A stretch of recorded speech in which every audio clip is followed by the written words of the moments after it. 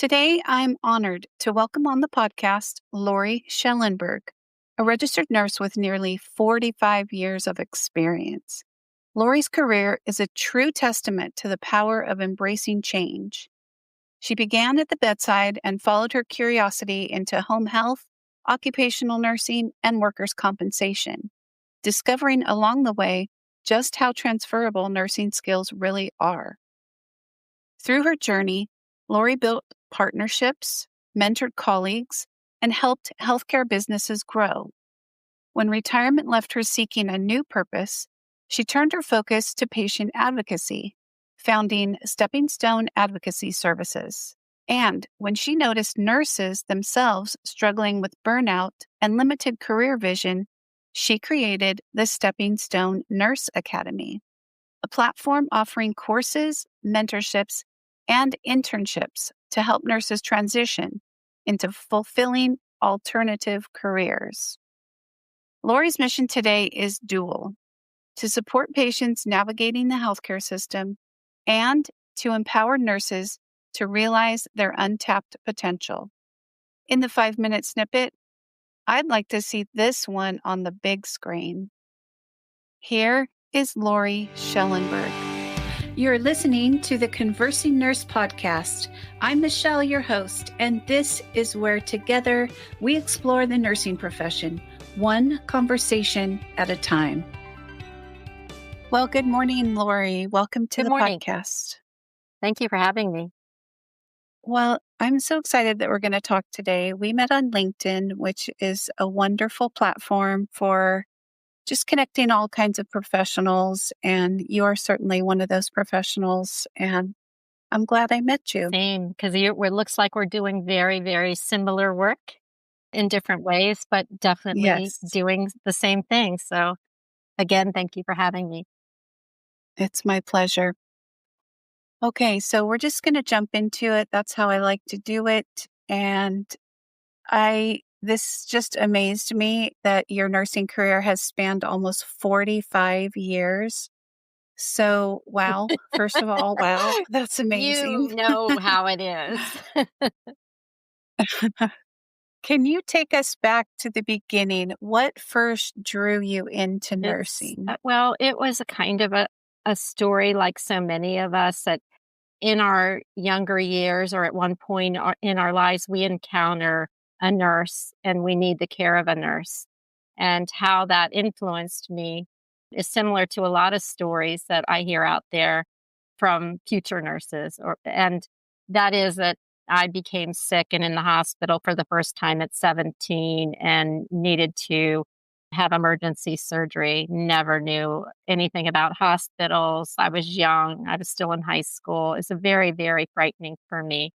And that's where it started. One of the nurses that was caring for me came in. She actually was a family friend, and she was a head of admissions at that point in the hospital. That was a nurse. And she took her time after she got off her job that day to come in. And she just knew exactly what to do to allay my fears, to position me, to comfort me. I thought she had some like magic wand or something that she used because I just was amazed because I've been laying there just in misery and so scared. And within like 10 minutes, I was feeling so much better. And I'm like, oh my gosh. And at that point, a junior in high school, you're trying to your parents are starting to talk to you about careers and things like that. And so that was my story. And I just thought, I know what I want to do now. And that's it. Wow, that's fantastic. I bet that nurses probably don't know the influence that we have on our communities, our patients, our families. And that's an amazing influence, a nurse that cared for you, and then you ended up going into the profession. So that's so cool. I love the stories. Thank you so much. You're welcome. Thank you. So you've moved through many different roles, bedside, home health, occupational nursing, workers' comp. But what drove your willingness to embrace change when a lot of people prefer to stay in one lane? If you asked my mom today, about who I was as a nurse and as a person at 18 when I started on my nursing journey, she would tell you that I grew and matured. And as I got married and had children, I needed to figure out a way to make my career work for me and work for my family. And my husband doing shift work, that made my options a little bit different on how to make this all work. And so I just began to look outside of the box and think it was driven more not internally at that point as it is now. Now, what I'm doing today in my life as a nurse is so different. Back then, it was more driven by outside factors of my growing family and the needs of my family and how I could take those skills that I was using at the bedside and figure out a way to make it work for everything. And that was my driving factor back then. And I would agree that probably many nurses today, that is their driving factor as well. And maybe they got into nursing for one reason, and now, as you said, they have families and they're trying to juggle husband and children and job. And do you think sometimes nurses, when they're in that, they kind of lose sight about, their why, like why they got into the I profession? do. I do think they lose sight of it because, like we're saying, there's so many things that are happening and so many things that happened in the world, that happens in the world and how what that impacts what our job becomes at the bedside. It's so much more. I think, but for me, what really did it, the driving factor, because of my family. But once I realized how much power I had and that I was able to make that transition and it opened up this whole new world for me, I kept going with it. Like I kept going it not only for external reasons, but it became internal too. I just grew and built upon who I was as a nurse, who I was becoming as a nurse. And I just, every time I did one of these pivots, I think nurses would come to me, my friends, coworkers, and they'd say, Lori, how'd you get that job? Or that sounds really cool. How'd you do that? And I'd be like, well, I just like kind of took a chance and picked up the phone and called. And I don't know what inside me developed that confidence because, like I said early on, I was not that, but it's part of growing and maturing, I think. And so that's what Yeah. happened. And then from there, what I say happened is that I stacked my skills. I stacked my resume. I stacked who I was as a person and as a nurse. And you could see that if you look back, and I can see it as I look back over time. And as I was doing that, becoming a mentor for other nurses, as I was doing it, became very important too. Like I saw the value in helping other nurses, give them a hand up, and I felt so much satisfaction. I wasn't in a official leadership role within a hospital system. And many of the jobs I was on were not in leadership positions, but you can still be a leader as a nurse, whether that is quote unquote a leadership position, because like we said, you influence as a nurse, you influence others so much just because you are a nurse. And I think that's an important message to get out that you can still influence others and make a difference in making changes all along your journey as a nurse. You are so right. And I had this conversation with Brandon Young and Blake Smith, the Army Ranger and Yeah. the Green Beret, who are totally in leadership positions, right? And we were talking about exactly that, the nurse at the bedside that is maybe not recognized as a leader because he or she doesn't wear a badge that says, I'm a nurse executive, I'm a CNO, I'm a nurse manager, but they have so many leadership skills. And how can we foster leadership in those nurses who are the boots on the ground. And I think you just said it very well.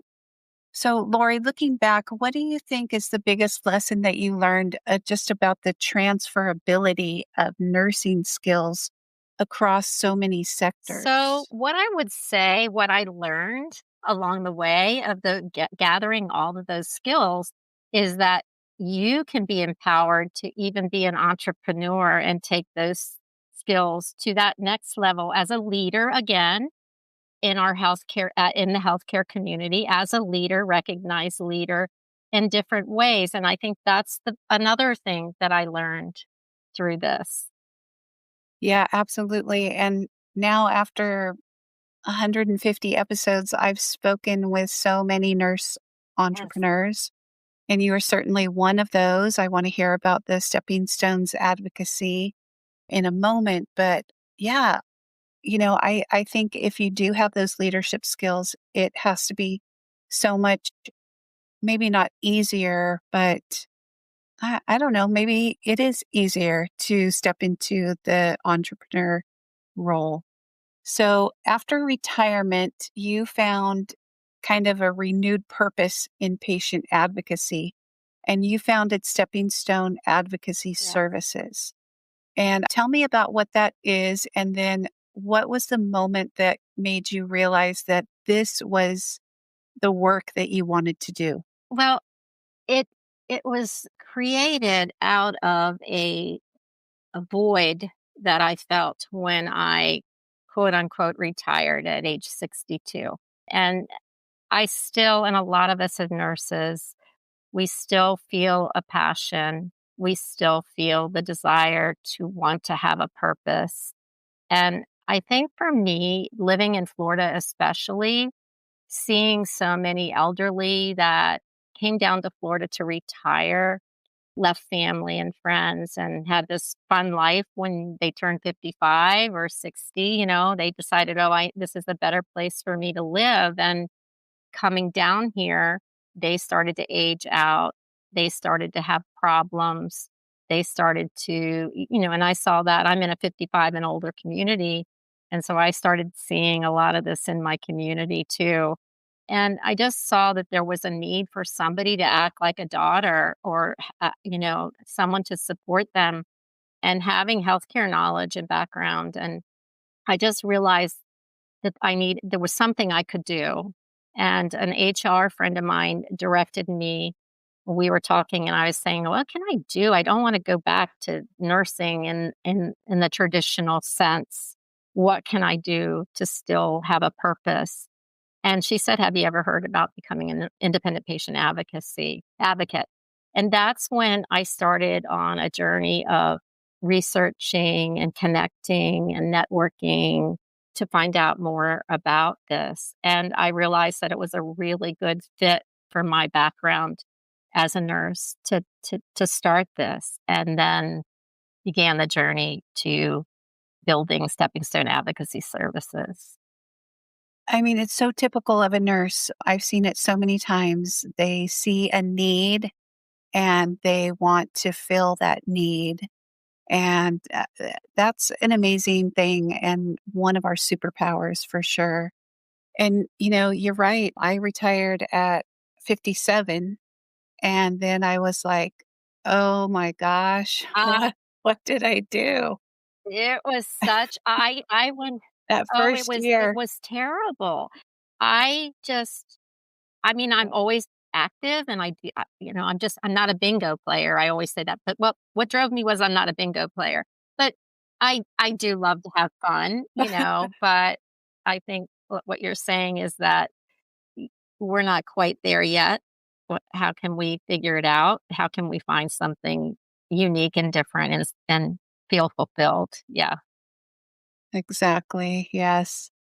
Okay, so we know that from being nurses, and even you don't have to be a nurse to know that people struggle with navigating the healthcare system because it is so complex.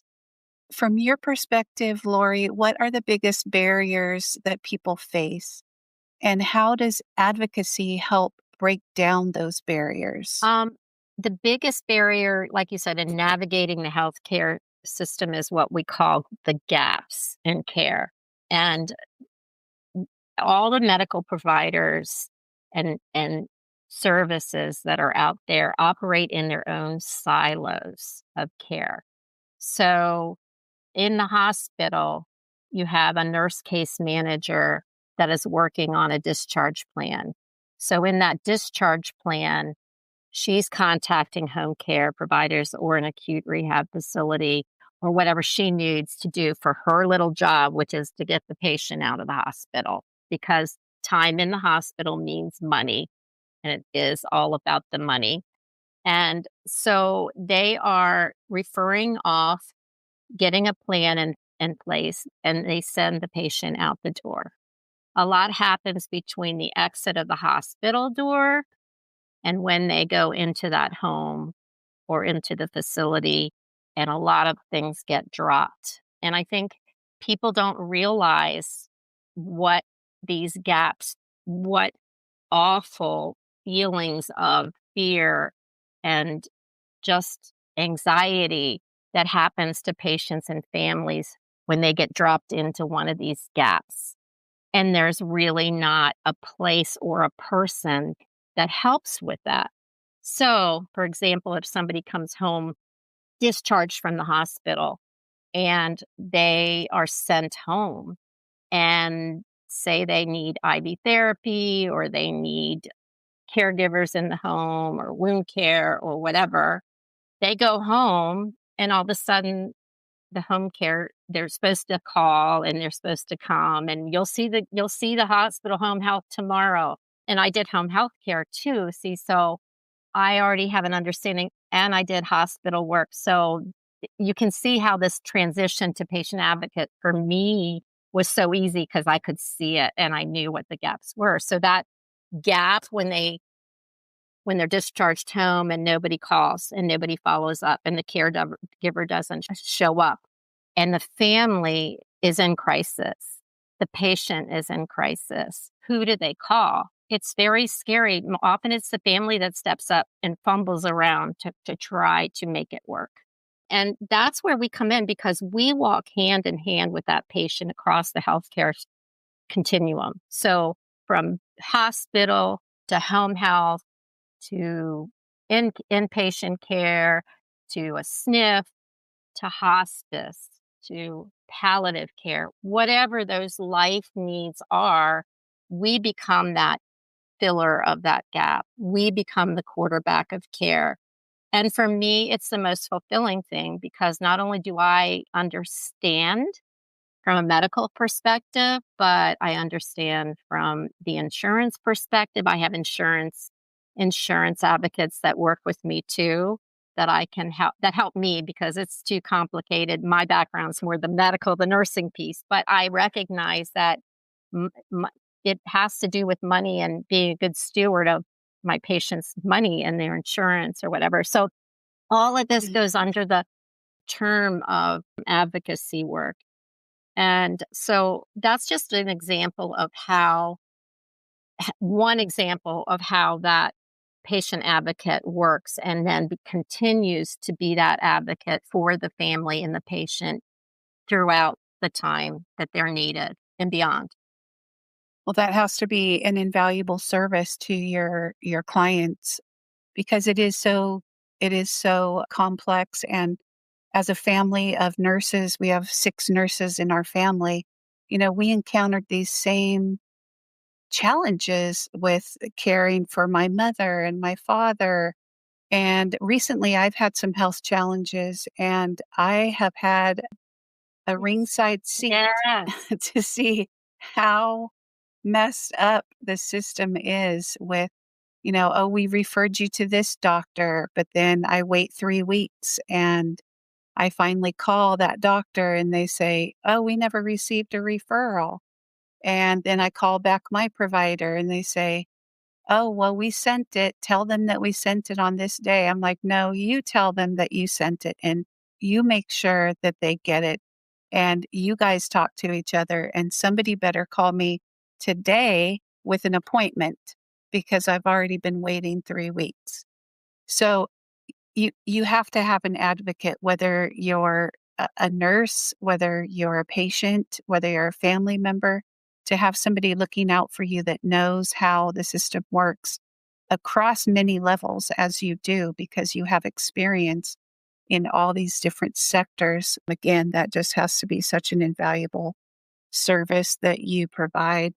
Lori, do you have a story of a patient that you've helped that just really captures the impact of I advocacy? can share a story which I'm recently coming to not the end, but a pause in their services, which happens a lot. Doesn't mean it's the end of services, but they get to a point where the goals have been met for now. And this family came to me just a as a family. Their loved one was down here in Florida, and there was some contention within the family on what was the best thing to do for this loved one at this point in time.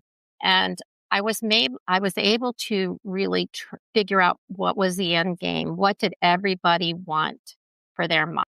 And then was able to provide a forum for safe discussion among on the family with me, as so that everybody could be heard, because it's tough time. It's a tough time. Everybody loves their mom, but and they all love them in a different way and see a different way to do it right. So for this family, I was able to move this patient in the end to be able to help with getting her medically stable and help facilitate a transition to a different state for her to live in a different level of care, and coordinate that transition and support for the family and provide them with the tools they needed to then empower them to be able to take it from there for the care of their mom. So it it it, it is not just a it can mean thinking outside the box all the time, how to really hear what the patient and their family need, and then figuring out a way to make it work for everybody, keeping the mom front and center of the reason why they want an advocate there for them. Well, that's fantastic. And man, you said it right. When it comes to families, there are many different Right. opinions, right? Everybody is working for the benefit of their person, but as you said, they all have different ways of going about it, and it can be pretty chaotic. And to be able to organize all of that and come to an agreement that's the best thing for the patient, that's amazing Thank you. advocacy. So I want to switch gears for a moment because you support patients, you advocate for patients, but you also advocate for nurses. And you have the Stepping Stone Nurse Academy. And I have to say that there's an amazing blog on that website. I encourage everybody to go to that because there's so much information and it's just so well done. But while building your advocacy practice, you noticed something powerful, that nurses themselves needed Yes. advocates. Can you tell us about that realization? It started, I was in my own kind of bubble, and where I was in my career was obviously not at the bedside, but there started to be this noise, this rumble that I started to see from bedside nurses, and started really during COVID when, it changed the dynamic of everything in care and healthcare during that time. And I started to realize that, wait, d you can be upset, you can be angry, but I wanted to give them real solutions because I had the solutions. I did that. I moved beyond the bedside. I did it many, many times. And I wanted nurses to have a place in a way to have a real solution for real pivoted jobs that they could do based on their translatable skills. And that's where Stepping Stone Nurse Academy grew from.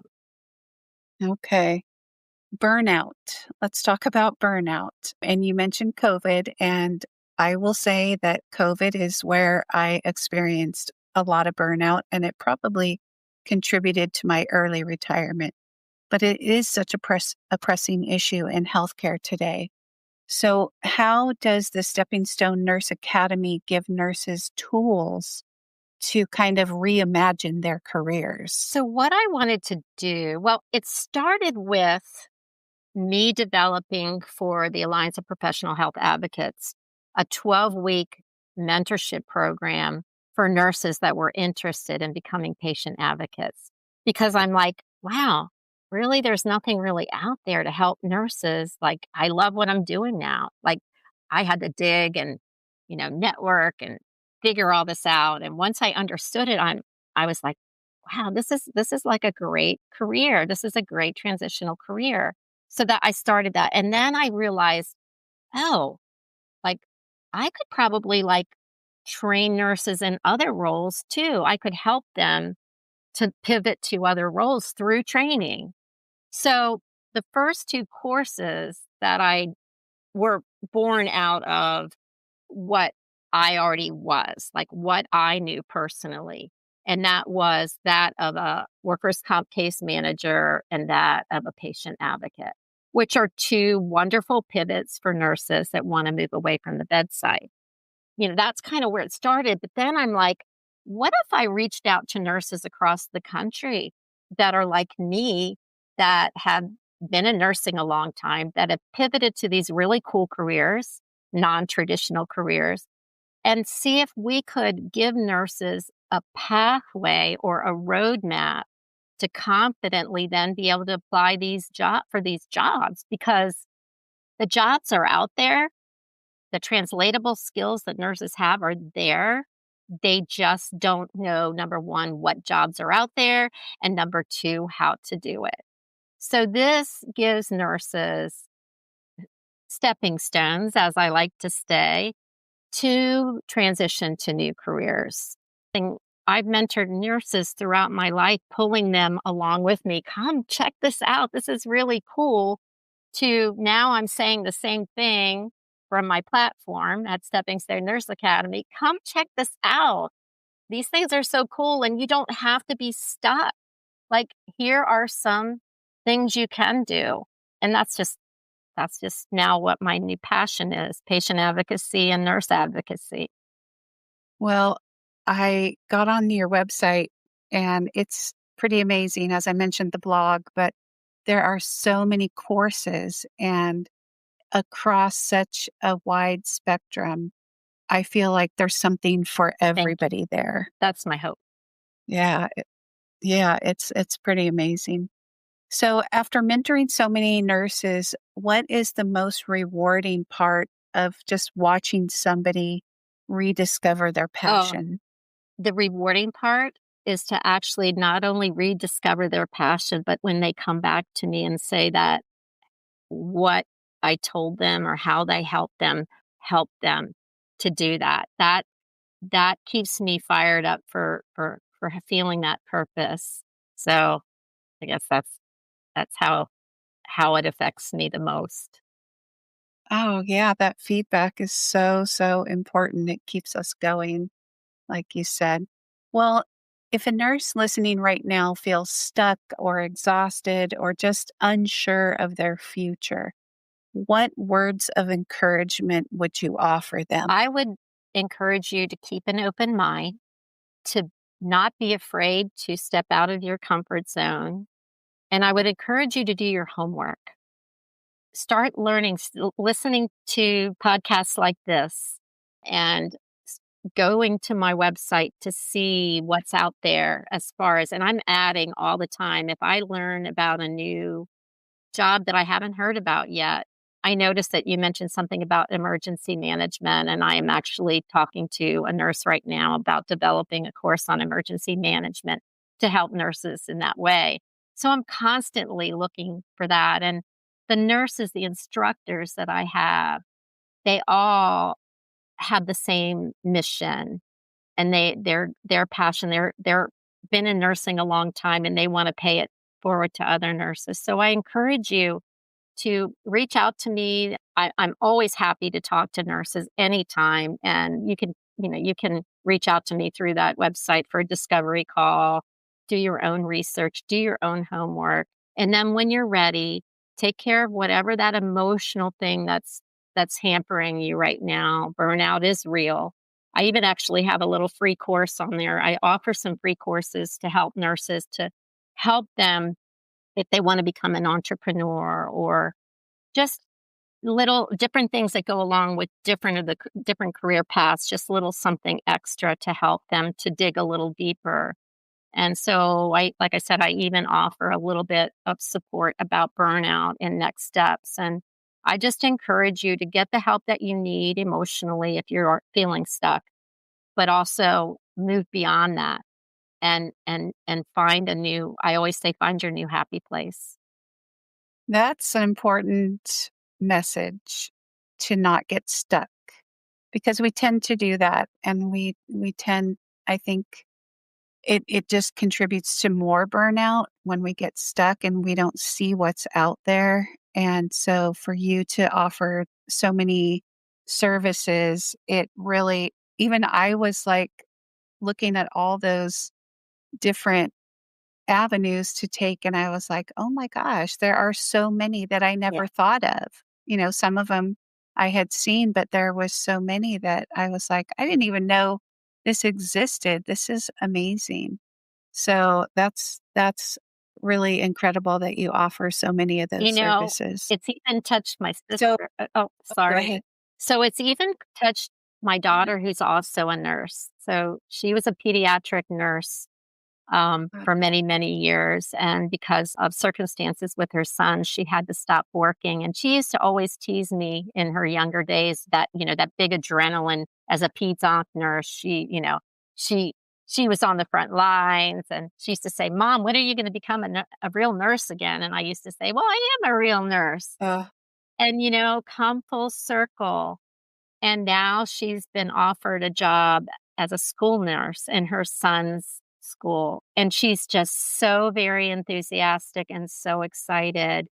And we actually are in the process of framing out a school nurse training course as well up there. So come full circle. wow. It goes to show you that you don't have to be stuck. That is a great message.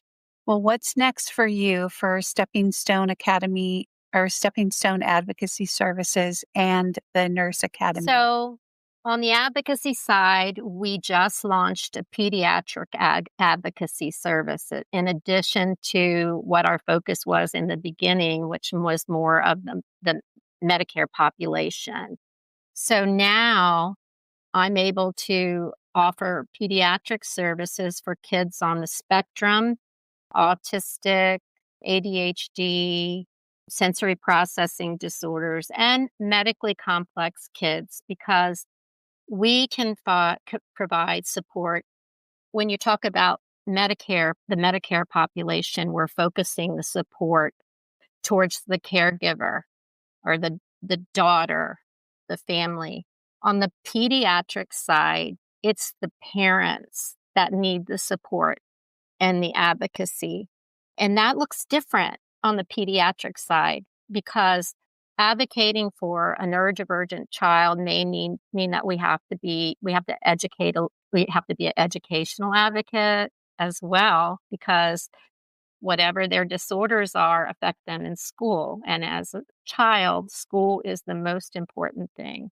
And so to be able to go in and I'm building a team around me of education, special ed consultants and PT and OT and speech consultants and nursing consultants and advocates and building a team of services for this client population. Because now we can say at Stepping Stone Advocacy Services that we advocate for people from birth to 105 and beyond. So that's my future of Stepping Stone Advocacy Services. That's fantastic, Lori. And as a PEDS NICU nurse for 36 years, I will say that those pediatric services are so crucial and so necessary and so Yeah. lacking. So to know that you're doing that is just really comforting.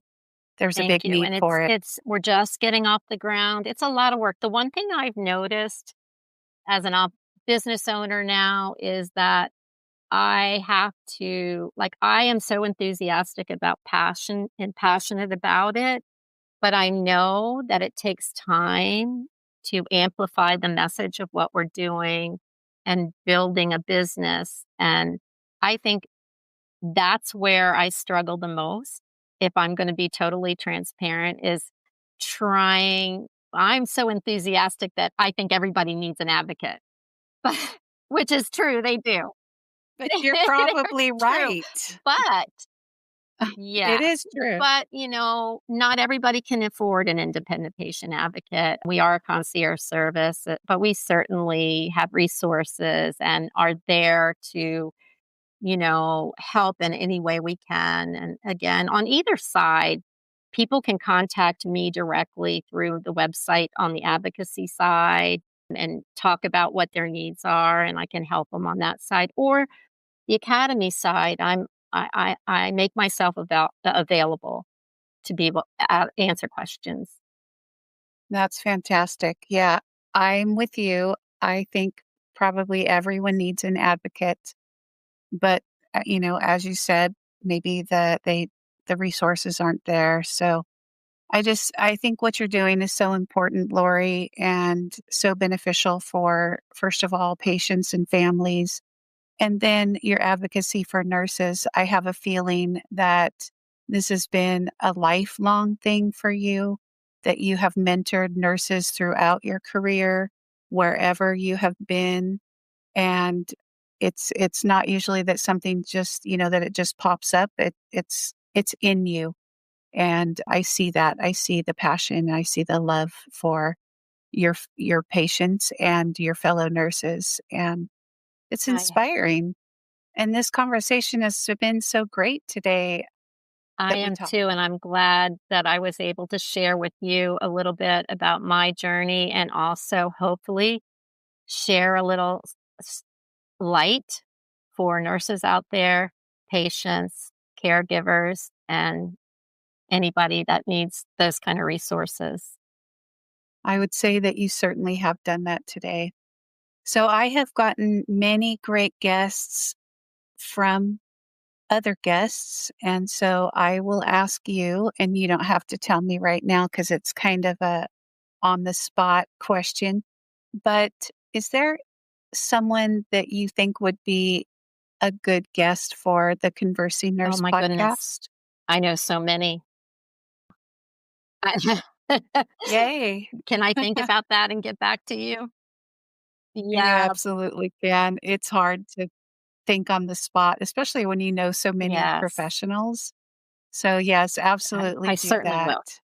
And then, perfect. And then for those that want to reach out to you today, where can they So find they you? can find me on either website, www.steppingstoneadvocacy.com. That actually, there is a link there that you can get to the academy, but I also have a separate URL that you can go right to the academy, and that is www.steppingstonenurseacademy.com. Perfect. Thank you.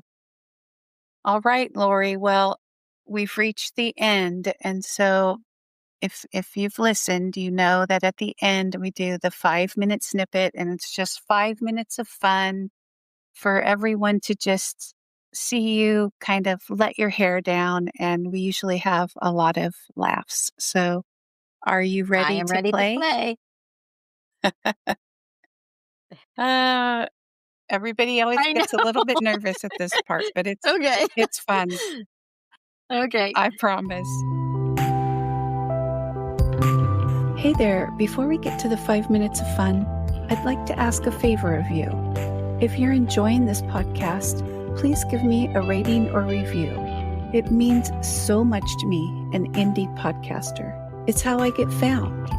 And you can always find my guests' bios and book recommendations on my website, theconversingnursePodcast.com. You can find me on Instagram at the Conversing Nurse Podcast and LinkedIn as Michelle Harris. I appreciate you listening. And now let's have 5 minutes of fun. Okay.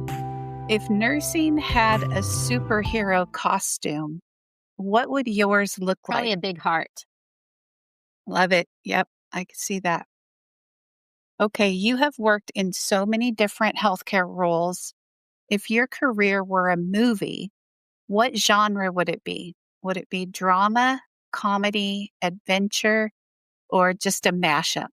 Adventure.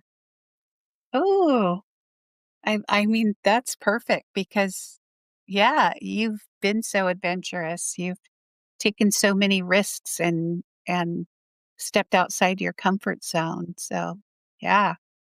Okay, if you could give burnout a funny mascot to make it less scary, A what would it bucket of be? water. I love it. That's great. And We are the masters of creative problem solving. What's the most unusual or unexpected item that you've ever repurposed to get the job done? We love workarounds, right? yeah, I mean, from a personal perspective, I'm trying to think of something that I've done. I'm terrible with. I'm good. Here's the funny thing. So I'm really good at using my heart and my mind for things. But when I think of MacGyver, I think of like repurposing something in a different way. I guess repurposing my skills of my heart and my brain, like, I think of that as opposed to in my everyday life of repurpose because I'm not real good at problem solving, fixing something in that way. I don't know if that makes sense. Yeah, I always I go to love my that. husband and No, say, "Can you fix this light? It's not working," right? And he'll go, "Yeah," and he'll tear it apart yeah, and he'll make it work, and I'm like, "Oh my god, that's so amazing, I can never do that." But as a nurse, if it's something that needs a solution, anybody needs a solution in that way, I'm on it, and I'm able to do that. you got Yeah. it. Wow, that's great. Again, you're thinking outside the box, we could be talking about an item like something that we use in our everyday life, but you're saying I MacGyvered my way of thinking to benefit people in a different Yes. way. And that's Yes, that's I like that amazing. term, MacGyvered. Well, Thank you you, I'm did. gonna use that. Yeah, I am a MacGyver, I just didn't know it. right? I turned it Yeah, into a verb. I love it.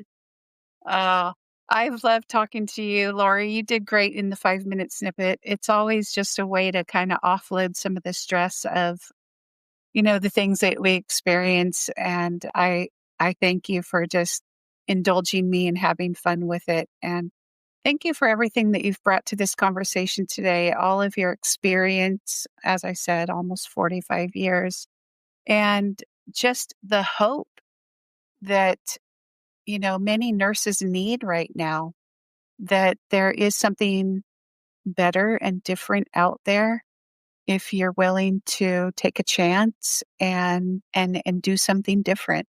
And so thank you for that because hope is It is everything, for right? patients and families and nurses too. Yep. I love it. Well, I hope you have a great rest of your day, whatever you're doing there in sunny Florida. I think I'm gonna go for a walk today because it's absolutely beautiful and enjoy the water and the palm trees. Oh my gosh, sounds idyllic. Thank you. Thank you, Thank Lori. you. Take care.